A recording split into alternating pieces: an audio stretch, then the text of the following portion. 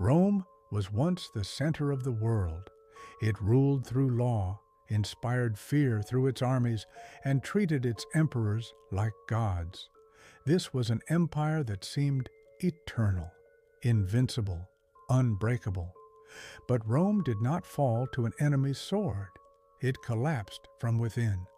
Wealth turned into weakness, power into corruption, trust into betrayal.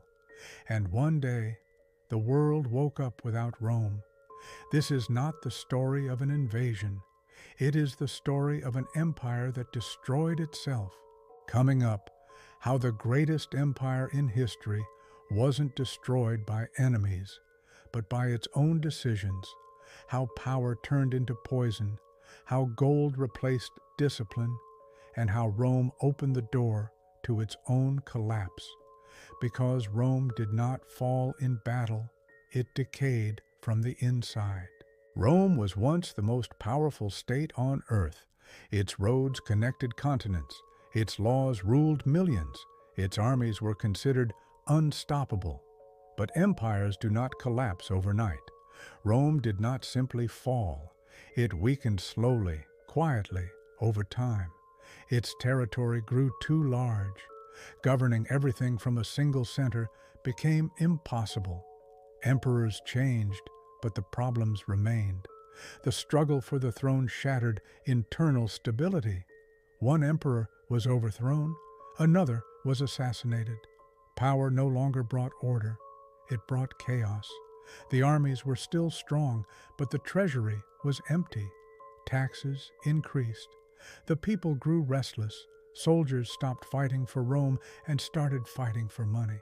And Rome slowly lost its greatest strength, discipline. This was the beginning of the collapse. The enemy was not yet at the gates, but Rome had already begun to wage war against itself. Rome was once the most powerful state in the world, but that power slowly became a burden on itself. As the empire expanded, it became harder to govern. Vast territories, stretching thousands of kilometers, had to be controlled from a single center. This demanded time, resources, and enormous wealth.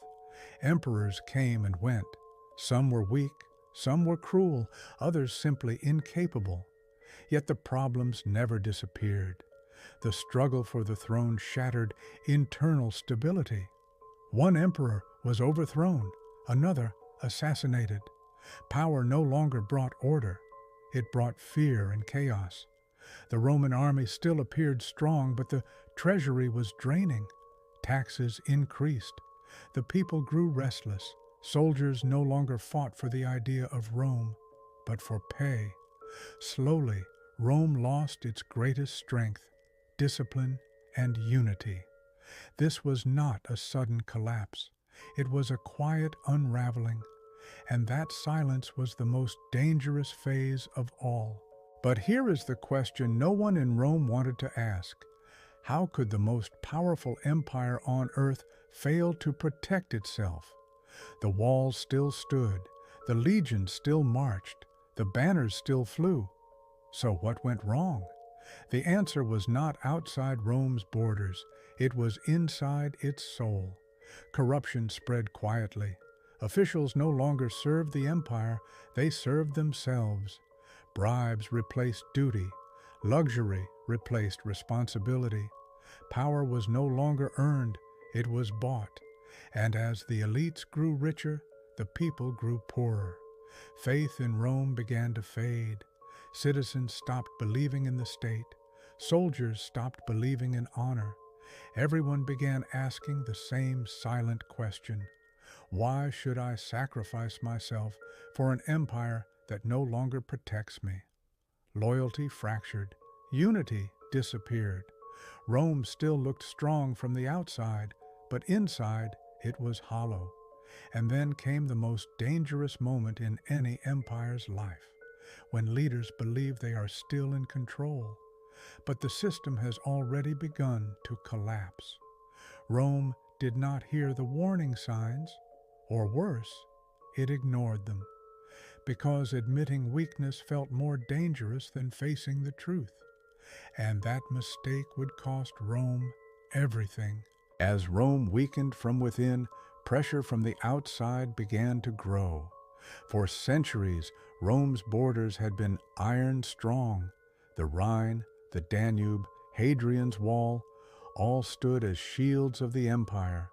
But now those borders were no longer filled with soldiers. They were filled with gaps. Barbarian tribes, the Goths, the Vandals, the Huns, no longer feared the name of Rome, because fear is born from discipline, and Rome had lost its discipline. Some tribes did not come to conquer. They came simply to enter Roman lands, to survive, to seek refuge. Rome hesitated. Should they be treated as enemies or as allies?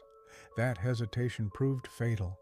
Once, only Roman citizens were allowed to serve in the legions. Now barbarian warriors joined the army for pay.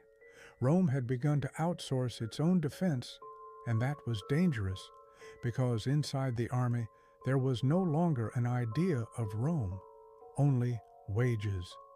Then the unthinkable happened. The city of Rome, long believed to be untouchable, was invaded for the first time in centuries.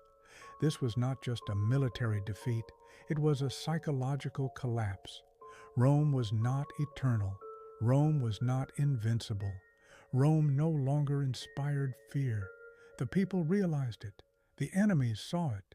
And for every empire, the most dangerous moment arrives when everyone knows that the end is inevitable. Rome still existed, but it was no longer an empire. Only its shadow remained. By now, it was too late. Rome still existed, but it could no longer save itself.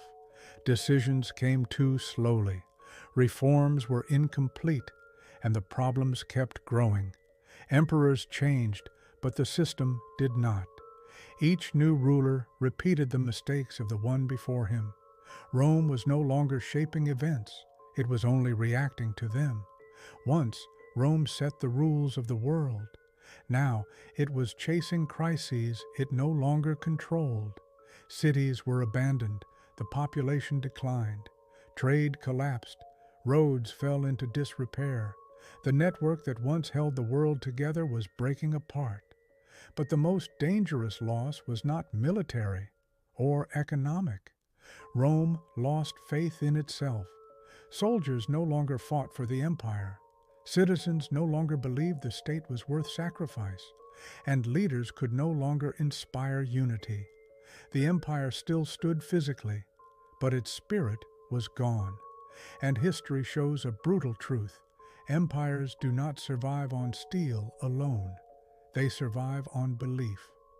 The moment Rome lost that belief, the end was no longer a question of if, only when. Rome had not yet collapsed, but it was already finished. Rome did not disappear in a single moment. There was no final battle that ended everything at once, no single enemy that could be blamed. Rome faded, slowly, quietly, almost invisibly. Long before the walls fell, the idea of Rome had already collapsed. Because empires are not held together by stone or steel or armies alone. They are held together by belief, belief in a shared future, belief in justice, belief that sacrifice means something. When that belief dies, everything else follows. Rome taught the world a brutal lesson. An empire can survive defeats. It can survive invasions. It can even survive bad rulers. But it cannot survive the loss of purpose. The moment people stop believing that the system serves them, the moment soldiers stop believing their loyalty matters, the moment leaders stop believing truth is stronger than illusion, the empire is already over. Rome still had cities, still had armies, still had gold, but it had lost its soul. And history has repeated this lesson again and again. Not only in Rome, but in every great power that followed. Because the fall of Rome was not just the end of an empire, it was a warning, and it still speaks to us today. Rome was still standing. It still had cities, armies, and gold. But the thing that made it an empire was already gone.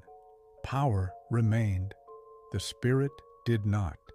And Rome quietly faded into history.